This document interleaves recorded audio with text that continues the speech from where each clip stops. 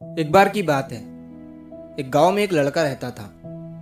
वो लड़का पढ़ाई में बहुत होशियार था, लेकिन उसकी पढ़ाई नहीं हो पाती थी क्योंकि वो लड़का अपना घर भी चलाया करता था। वो रोज अपने खेत में जाता, दिन भर वहां काम करता और शाम को घर वापस आकर वो थोड़ी बहुत पढ़ाई कर लिया करता था।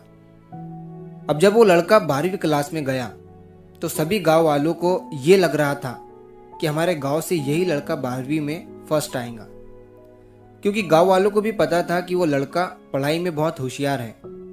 तो 12वीं का एग्ज़ाम आया, लड़के ने एग्ज़ाम दिया और जब 12वीं का रिजल्ट आया तो वो लड़का किसी कारण से एक सब्जेक्ट में फेल हो गया। जब गांव वालों को ये बात पता चली तो सारे गांव वाले उस लड़के को ताने देने लगे और उसका मजाक उड़ाने लगे। वो जब भी अपने घर से खेत की तरफ जाता तो उस रास्ते पर उसे जितने लोग मिलते वो सब उसे ताने देते रहते।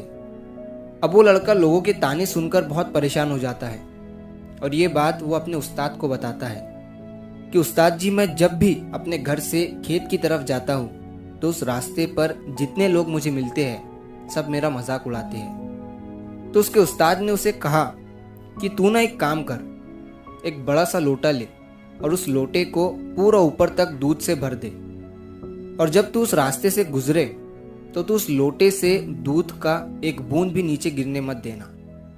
लड़के ने एक दिन वैसा ही किया। वो जब उस रास्ते से दूध का लोटा लेकर निकला तो उसका फोकस उस लोटे पर इतना था कि उसे लोगों की आवाज ही सुनाई नहीं दी। वो इतने ध्यान से उस लोटे को लेकर चल रहा था कि उस लोटे से दूध का एक भी कतरा नीचे ना गिरे। इसकी वजह से उसे लोगों के तानों की आवाज सुनाई ही नहीं दी। तो इस कहानी से हमें ये सीख मिलती है कि अपने काम में इतना ढल जाओ, इतना फोकस अपने काम पर लगा दो कि बाकी की चीज़ों का आप पर कोई असर ही ना हो। लोगों की आवाज़ें, लोगों के ताने आपको सुनाई ही ना दे।